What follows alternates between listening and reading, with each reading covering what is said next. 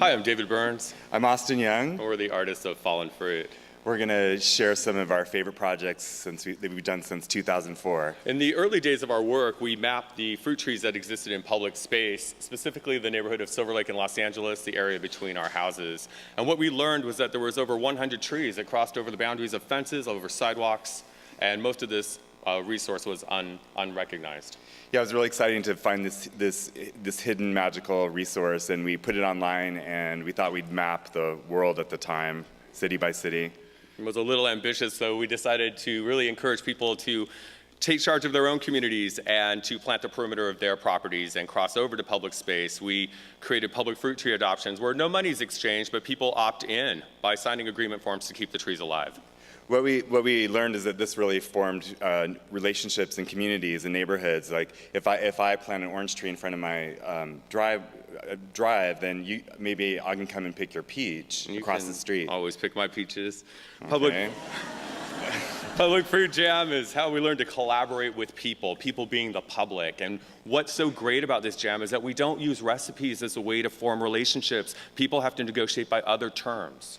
Oh, people get high on fructose, and then they make friends, and they form relationships, and then they inevitably start telling stories about their grandmother, maybe who stored apples for the winter in her basement, and so it's just this incredible way for people to get together. It's true. LACMA was in 2010, and it was a year-long residency in which we did many projects. One of them is this image here, in which we recurated the permanent collection according to subject matter, of course, fruit. This fruit was hung salon-style on top of a wallpaper pattern that we designed for that show. We also, one day we curated 50-plus artists to reimagine LACMA and do pieces about fruit or food, and this is Gene Dunning's Tomato Fight. This was Miss Barbecue's watermelon eating contest. And Adam Overton wearing a fig leaf as California Nature Boy. Animals of Distinction doing a piece about relationships with lemon. And Michelle Carr recreating Josephine Baker's famous banana dance. The work from LACMA inspired us to make wallpapers for other cities in the world. These are apple blossoms that were photographed on the sidewalks of Salt Lake City. This is all the citrus we got in one day in public space in Los Angeles. And we borrowed fruit from street vendors in Chinatown in Honolulu. Also, lemons picked from the groves outside of Santa Barbara for the Santa Barbara Museum of Art. And we were excited to learn that San Diego's the port that most of the bananas go through to go to North America. And all of our wallpapers patterns repeat endlessly. Fallen Fruit of Utah is the show that followed what we did with LACMA. And it was different in a new way in the sense that we collaborated with 11 institutions across the state, and most importantly with the Church of the Latter-day Saints Art History Archives. The museum kind of told us that wasn't going to be possible to get the Mormon Church involved, but we got everybody involved and bridged the community there. And what we did was very similar to LACMA in the sense that we thought about using artwork in the form of subject, so that you might see watermelon, watermelon, watermelon, apple. But what we realized is that the subtext of this work might come forward, and you might see racism, racism, racism, misogyny. Lemonade Stand is a new piece. I know, we go from sad to happy. It's a new piece for the Santa... gives you lemons. Make lemonade. These are portraits that people draw, self-portraits, onto lemons in exchange for a glass of lemonade on the streets of Santa Barbara. The museum coached us that we might want to stay away from the perimeter of the museum, which is always, there's all these homeless always around there. So we actually did it right in front of the museum and invited everybody, donors and whoever was there. And what ultimately happened was we were able to capture this portrait of the community in a very different way.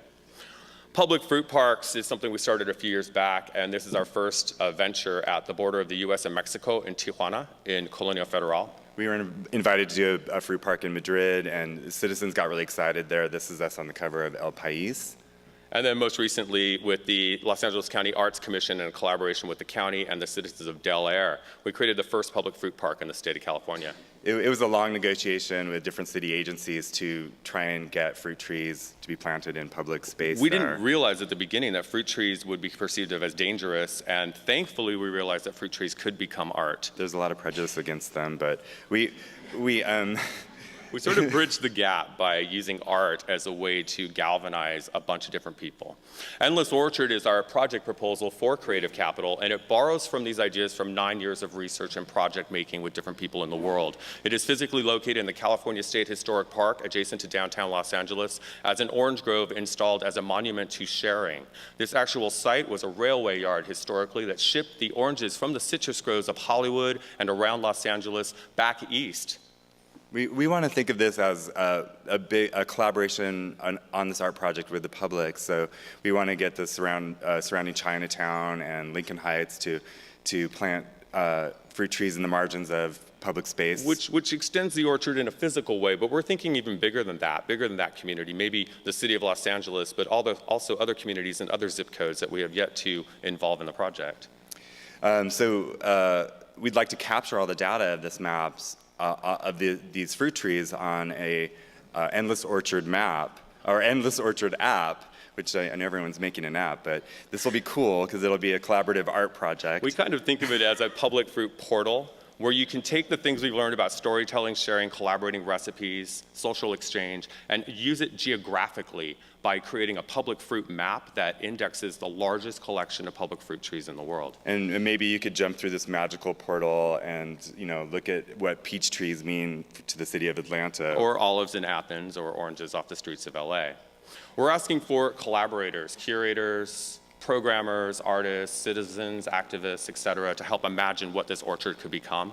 We'd also like to change public policy about fruit tree plantings in public space in LA and other cities. And we also know that money doesn't grow on trees. So if anyone has some help with that, I think we have an orchard ready. Thank you so much. Thank you.